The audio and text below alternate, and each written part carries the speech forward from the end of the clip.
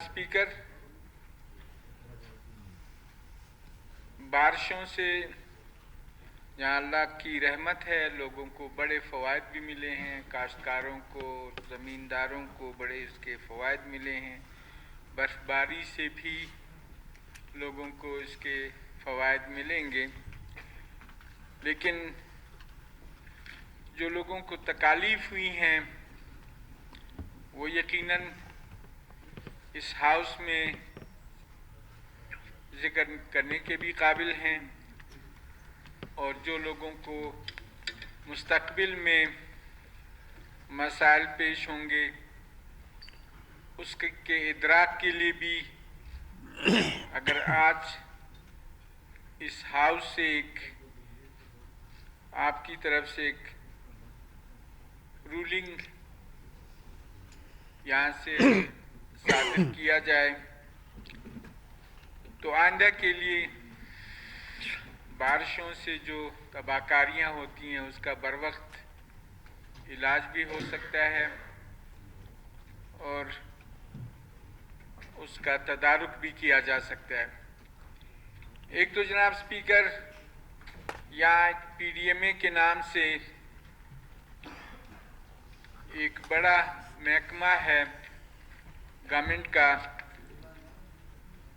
लेकिन उसके साथ साथ इसके जो डिस्ट्रिक्ट एडमिनिस्ट्रेशन के जितने ऑफिसर्स हैं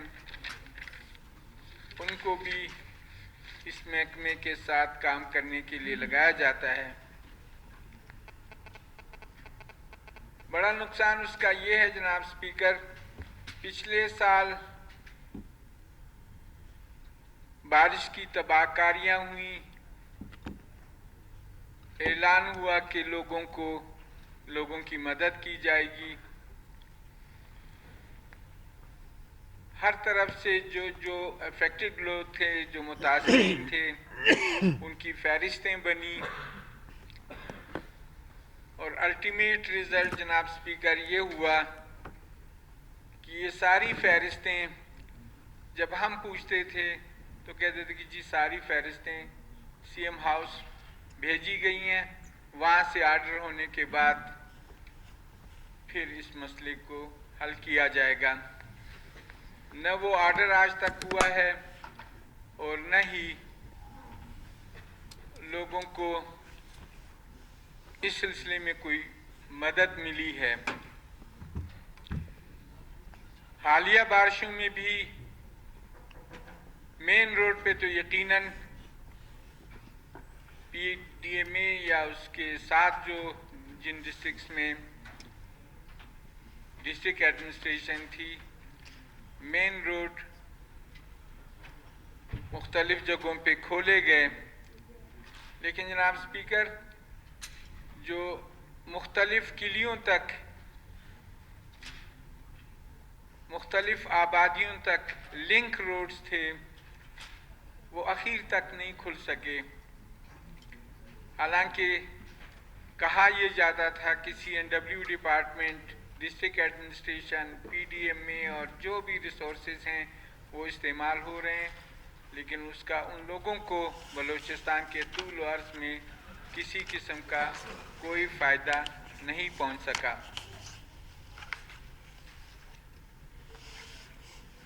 इसी तरह जिन लोगों के घर मुतासिर हुए थे, जिन लोगों के घर मिसमार हुए थे बारिशों में, उनके साथ जिस तरीके से उनकी मदद होनी चाहिए थी वो नहीं हो सकी। हन्ना में एक शख्स अब्दुल शकूर जो मजदूरी के लिए ट्रक के साथ पंजाब गया हुआ था, अनफॉर्चुनेटली उसका घर बारिशों से गिरा और उसकी अहलिया और 3 बच्चे उसमें शहीद हुए, लेकिन अभी तक वो इसी तरह बेयार व मददगार, और इस तरह तूल अर्ज़ में बहुत सारी जगहों पे ऐसे वाक़यात हुए हैं। तो मैं समझता हूँ कि एक बहुत बड़ा महकमा है और इसने वार फुटिंग पे काम करना होता है, उसने हमेशा अलर्ट रहना होता है। तो ऐसी तदबीर होनी चाहिए कि आइंदा के लिए, जबकि अब तो इन्होंने अपना स्टाफ भी बहुत बढ़ाया है, आइंदा के लिए पीडीएम में खुद इन इक़दामात को,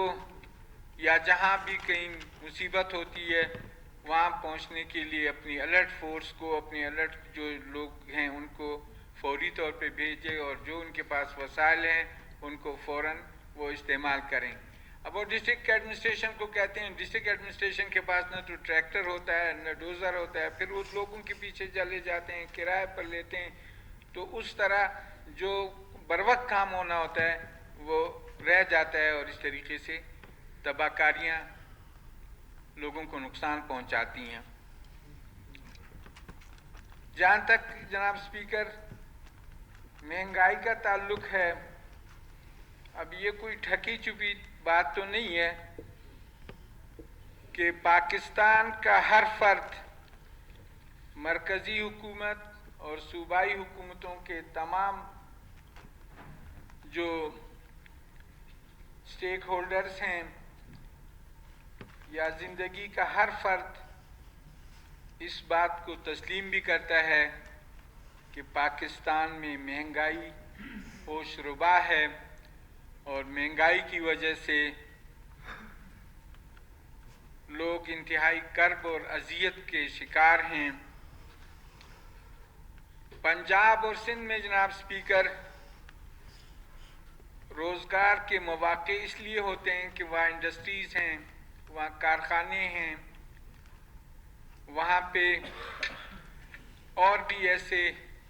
इदारे हैं जहाँ मुलाजमत मिलती है।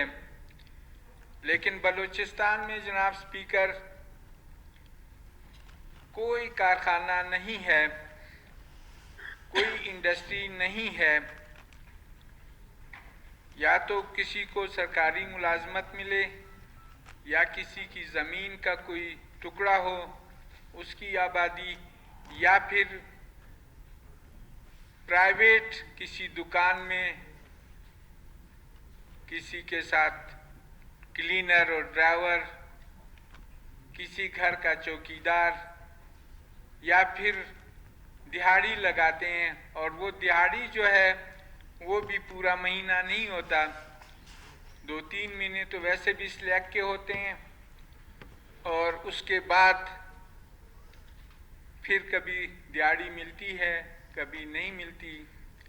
तो ऐसी सूरत हाल में बलूचिस्तान के लोग सबसे ज़्यादा महंगाई से मुतासिर हैं। जो भी प्राइवेट काम करते हैं उनको माहाना ज़्यादा से ज़्यादा 15,000 रुपये वो कमा लेते हैं। अब जनाब स्पीकर आप खुद अंदाज़ा लगाएं कि जिसके 6-7 बच्चे हों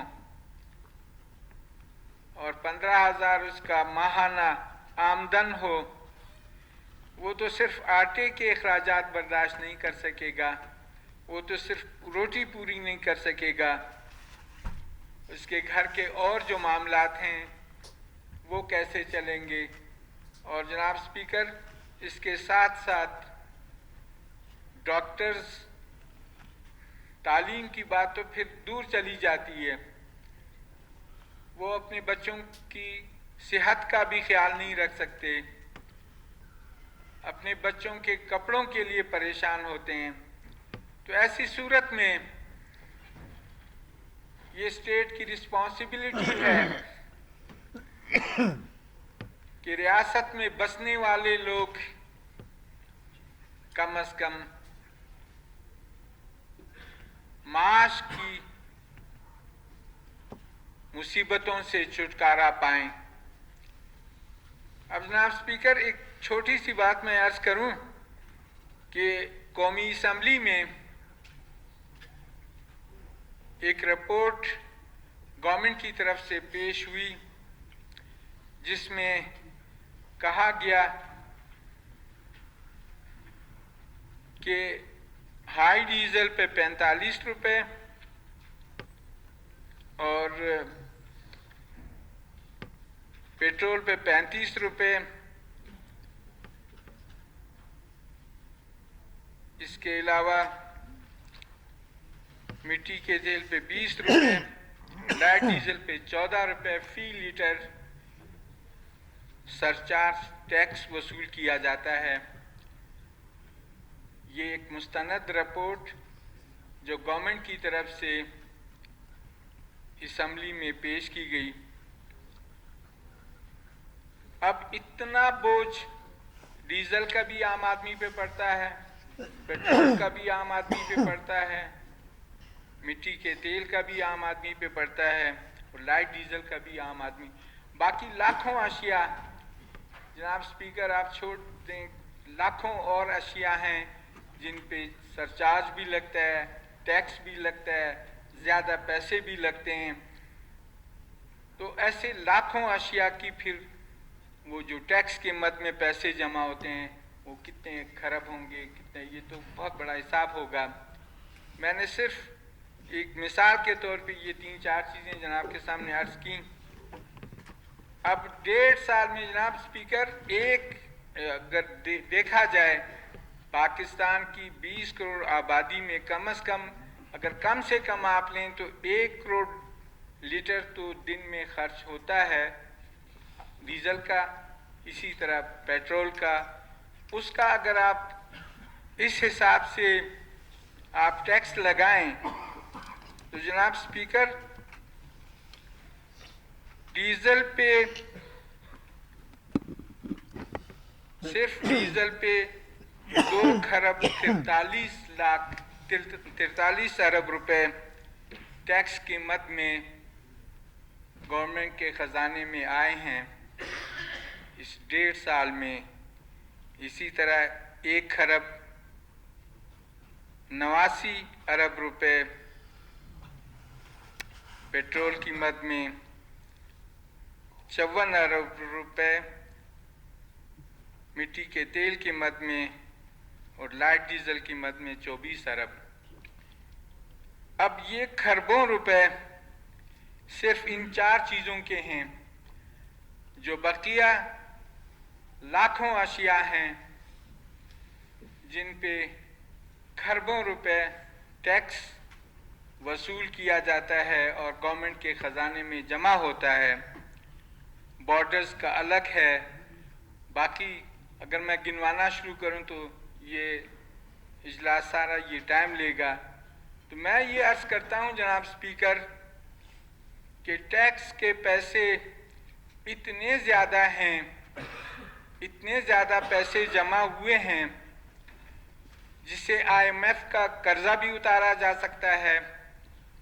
वर्ल्ड बैंक का कर्जा भी उतारा जा सकता है, एशियन डेवलपमेंट बैंक का अगर कोई कर्जा है तो भी उतारा जा सकता है, और बाकी जिन लोग मुल्कों ने अरब 2 अरब रुपए किस्तों में दिए हैं वो भी उतारा जा सकता है और आम आदमी को रिलीफ मिल सकता है। मैं समझता हूं कि इस हाउस से एक हुक्म जनाब के तवज्जुह से सादिर हो कि जो टैक्स वसूल किए गए हैं 1.5 साल में वो खरबों की तादाद में हैं, उससे महंगाई क्यों बढ़ी है और ये पैसे गए कहाँ हैं, ये पैसे कहाँ खर्च होते हैं। अभी भी जब हिसाब होता है तो जी फलां जगह में खसारा है, फलां जगह में खसारा है, फलां जगह में खसारा है। ये जो 2-3 चीज़ें मैंने जनाब के सामने अर्ज की, ये तो ओपन इनका टैक्स है और बकिया जो टैक्स हैं वो भी खरबों में हैं। तो ये पैसा कहाँ जाता है और ये पैसा, इस मुल्क का पैसा छुपाया क्यों जाता है और इस आवाम को इसके बारे में बताया क्यों नहीं जाता। और फिर क्या यही है कि एक आप महंगाई ज़्यादा करें जिस तरह बाकी ममालिक में है ताकि लोगों का जहन अपने बच्चों की कफालत पे रह जाए, और ये इनको ये पता ना चले कि पाकिस्तान का वज़ीर आज़म कौन है, किसी सूबे का वज़ीर आला कौन है, या फिर वो तालीम की तरफ जाएं या किसी और, वो सिर्फ नान शबीना का मोहताज रहें और ज़िंदगी ऐसे गुजारें ताकि उस पर रूल करना आसान हो। तो मैं समझता हूँ कि ये जुल्म है। आपसे गुजारिश ये करूँगा कि इस सिलसिले में यहाँ से एक हुक्म, आप एक रूलिंग दें कि जो टैक्स लगे हैं लाखों अशिया पे, उनकी तफसील और वो पैसे कहाँ जाते हैं। तो इस तरीके से, और इसी तरह जो इस वक्त लोगों की ज़िंदगी है जनाब स्पीकर, पर्टिकुलरली बलूचिस्तान के अवाम की, ऐसी सूरत में बलूचिस्तान के अवाम क्या करेंगे, पाकिस्तान के लोग क्या करेंगे, उसके मनफी असरात, ये जो गैर कानूनी महंगाई है, ये जो कसदन आयद की गई महंगाई है, उसके साइड इफ़ेक्ट्स पूरे मुल्क में नज़र आ रहे हैं। उससे चोरी में इजाफा हुआ है, लोगों से सरेआम चीज़ें स्नैच की जाती हैं, डाका जनी में इजाफा हुआ है, और हत्ता कि पाकिस्तान जैसे मुल्क में गुर्बत के हाथों लाचार लोगों ने खुदकुशी भी शुरू की है। तो ऐसी सूरत में अगर हम माशरे को दलदल की तरफ ले जाएं, जराइम की तरफ ले जाएं, तो उसमें हमारा यकीनन एक फ़र्ज़ बनता है कि इस सिलसिले में हम वो इक़दाम करें जिससे एक साले और फलाही माशरा कायम हो। ऐसी सूरत में तो इसका इम्कान भी नहीं हो सकता कि हम एक साले और फलाही माशरा पा सकें। तो इस ऐसी सूरत हाल में ये जो अभी जो यूटिलिटी स्टोर्स हैं, इसके भी हम आपके तवस्सुत से इसकी भरपूर मज़म्मत भी करते हैं। 60s में कभी राशन का एक सिलसिला चलता था, या फिर अंग्रेज़ों की हुक्मरानी के दौरान, लेकिन एक आज़ाद पाकिस्तान में यूटिलिटी स्टोर्स में एक आदमी जाए मजदूरी करे, जाए रेडी चलाए, जाए दुकान खोले, या लाइन में लग के सारा दिन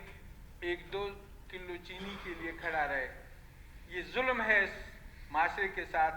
ये जुल्म है इस कौम के साथ। और इसी तरह राशन वाला सिस्टम जो है, इसमें भी उसी किस्म का जुल्म है जो इससे पहले जालिम रूलर पाकिस्तान पे रवा रखते थे, उनको खींच खांच के मफलूज करके, जिसके घर में 10 किलो की ज़रूरत होती थी वहाँ 1 किलो 2 किलो, तो इस तरीके से सारी ज़िंदगी लोगों की मुश्किलात में रहती थी। इसलिए ये जो राशन के ज़रिए या फिर यूटिलिटी स्टोर्स के ज़रिए लोगों को चीज़ें दी जाती हैं, इसका मैं गुजारिश करूँगा कि हमारा ये हाउस इसकी भरपूर मज़म्मत भी करे, और ओपन मार्केट में जितना महंगाई का सद्देबाब हो सकता है वो करें। अशिया वो चीज़ें जिससे लोगों की ज़िंदगियां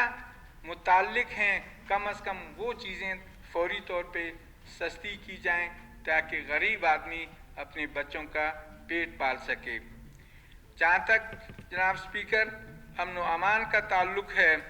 अमन व अमान तो अभी इन हालात से, जब मुल्क में रूल ऑफ लॉ नहीं होगा, जब मुल्क में हर वो शख्स जो बददियानती करेगा वो प्रोटेक्शन पाएगा, जो माशरे में झूठे दावे करेगा उसको पजीराई होगी।